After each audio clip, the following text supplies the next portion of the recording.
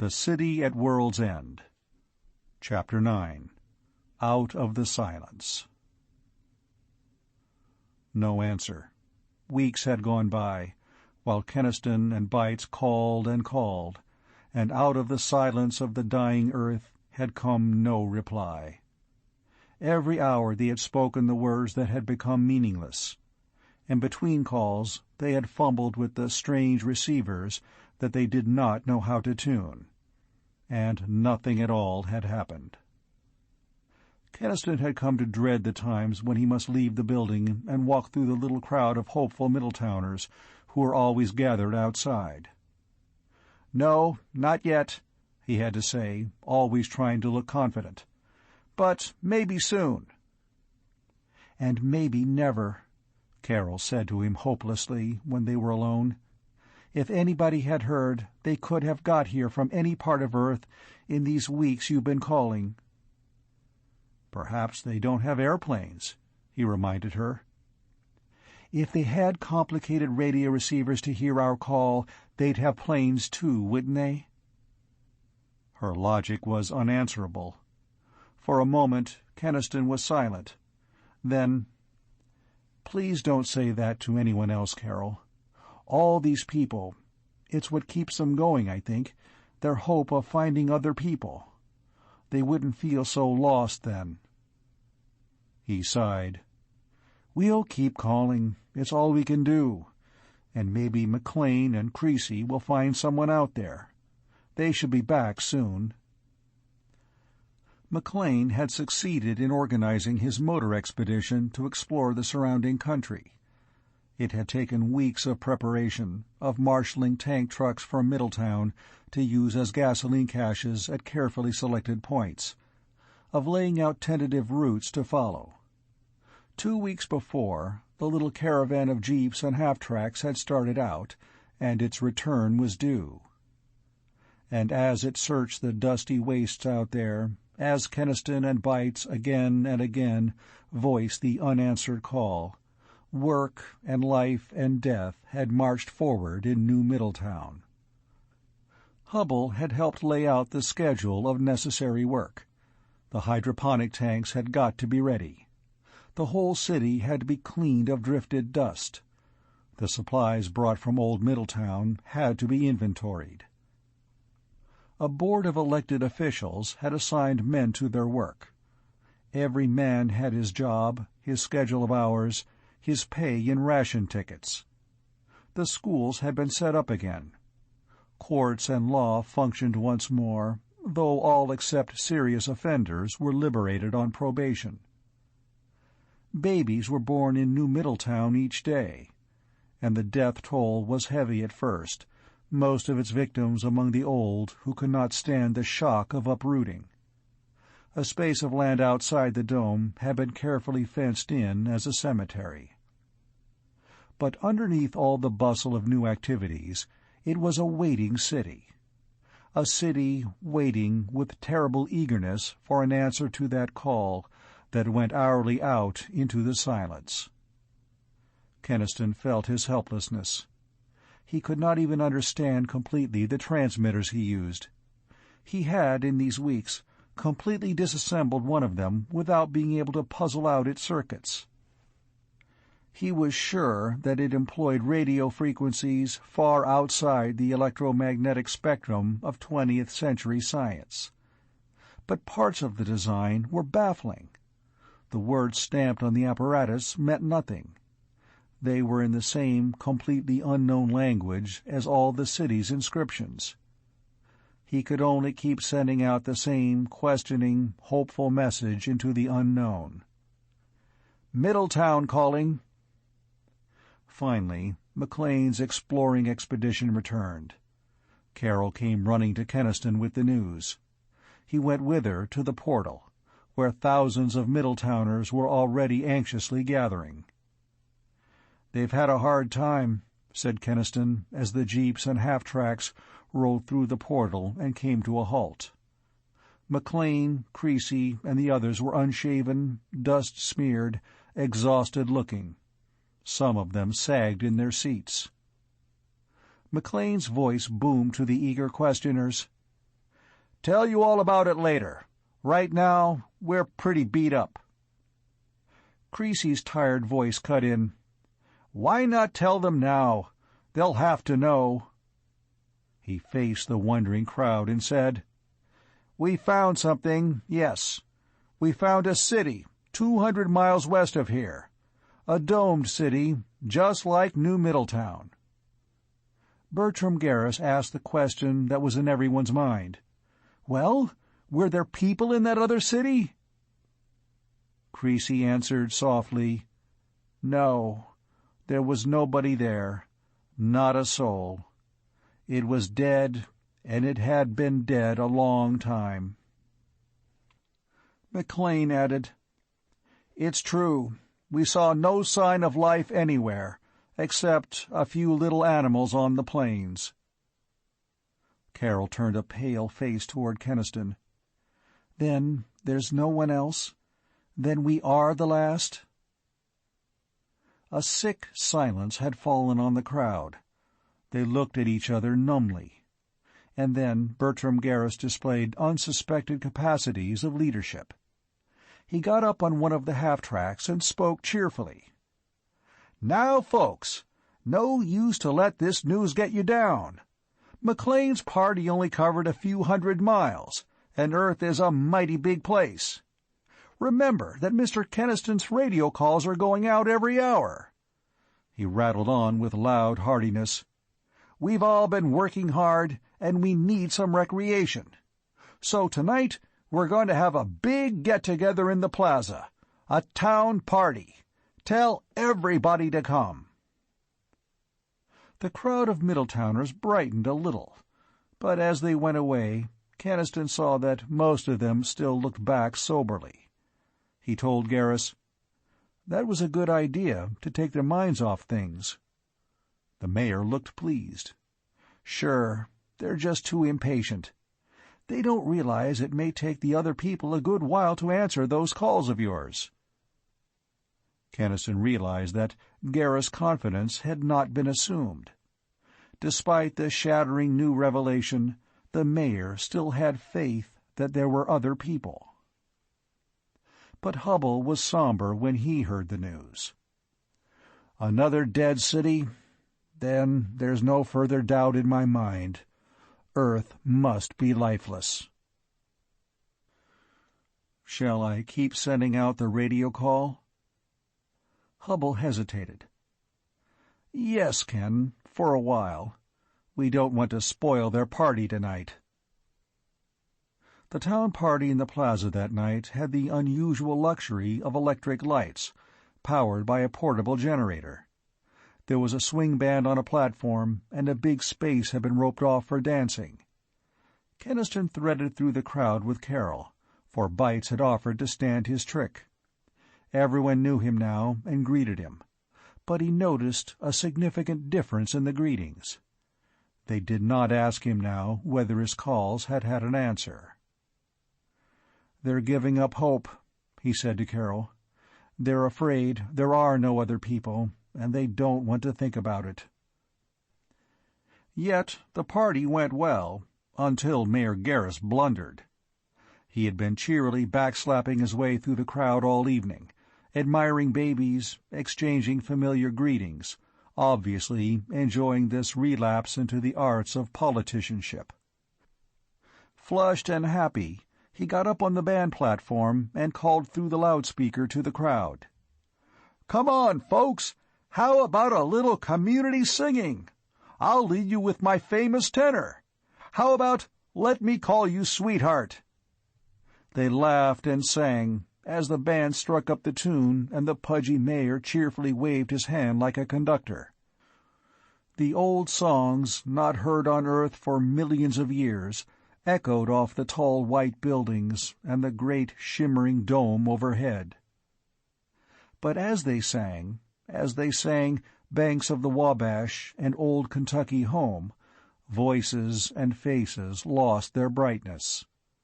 Keniston saw the haunting yearning that came into the gathered thousands of faces, and the mistiness in Carol's eyes. The swell of voices dropped a little. The singer seemed to hesitate. and then, with an hysterical cry, a woman in the crowd sank sobbing to the ground. The singing and the music stopped, and there was nothing but the racking sobs of the woman, whom a man vainly tried to comfort. Keniston heard her crying out, "It's all gone forever! Our whole world and all its people! There's only us, alone on a dead world!" "Let's not get downhearted, folks," pleaded the mayor, but it was too late for that. The spell was broken. The people of Middletown were at last confronted with their awful aloneness. The party was over. The crowd silently dispersed, not speaking to each other, each man going back to his own home, his own thoughts. Keniston tried to find words of comfort for Carol when he left her, but he could not. There was no comfort for anyone, not now. They all had to face it, the certainty that they were the last on Earth. He walked slowly back through the silent, empty streets to relieve Bites. The moon had risen now, and through the great dome it poured coppery light upon the deserted plaza. Then suddenly he stopped and turned, as he heard a voice and running feet pursuing him. "Hey! Hey, Mr. Keniston!" He recognized Bud Martin, who had owned the garage in Old Middletown. Bud's lean young face was excited, and the words came tumbling out of him so fast as to be almost incoherent. "Mr. Keniston, I thought I just saw a plane going over the dome, high up. Only it looked more like a big submarine than a plane, but I saw it. I know I did." Keniston thought that he might have expected this. In their reaction of bitter disappointment, many of the Middletowners might be expected now to see the other people they so longed to see. He said, "I didn't hear anything, Bud." "Neither did I. It went quiet and fast, high up there. I got just a glimpse of it." Keniston looked up with him. They stared for moments, but the moonlit sky was cold and empty. He lowered his gaze. "It must have been a cloud shadow, Bud. There's nothing there." Bud Martin swore, and then said earnestly, "Listen, Mr. Keniston, I'm not an hysterical woman. I saw something." It gave Keniston pause. For a moment his heart quickened. Was it possible? He stared again for long minutes. The sky remained empty, and yet his throb of excitement persisted. He said abruptly, "We'll get Hubble, but don't say anything to anyone else. Stirring up false hopes now would be disastrous." Hubble was with McLean and Creasy in a candlelit room, listening to their account of that other dead city they had found. He heard Bud Martin's eager tale, and then looked at Keniston. "I saw nothing," Keniston admitted. "But through the dome, anything would be hard to see except when it was dead overhead." Hubble rose. "Perhaps we better have a look from outside. Get your coats on." Heavily wrapped, the five of them went along the silent streets to the portal, and through it into the outer night. They walked 100 yards out from the portal along the sand-drifted highway, and then stopped and scanned the sky. The cold was intense. The big moon shone with a hard, coppery brilliance that washed the looming dome of New Middletown with light. Keniston's gaze swept the blazing chains of stars. The old groups were much changed by the ages, but a few he could still vaguely recognize. The time-distorted Great Bear warding the north, the warped and altered star pattern of the Lyre. And individual stars still burned in unmistakable splendor. The blue-white, flaring beacon of Vega, the somber, smoky red magnificence of Antares, the throbbing gold of Altair. "People are going to be seeing plenty of things," said McLean skeptically. "We might as well—" "Listen," said Hubble sharply, holding up his hand. Keniston heard only the whisper of the bitter wind. Then, faintly, he caught a thrumming sound that rose and fell and rose again. "It's from the north," Creasy said suddenly, "and it's coming back around toward us." All 5 of them were suddenly rigid, held in the grip of an emotion too big for utterance, as they peered at the starry sky. The thrumming deepened. "That's no plane motor!"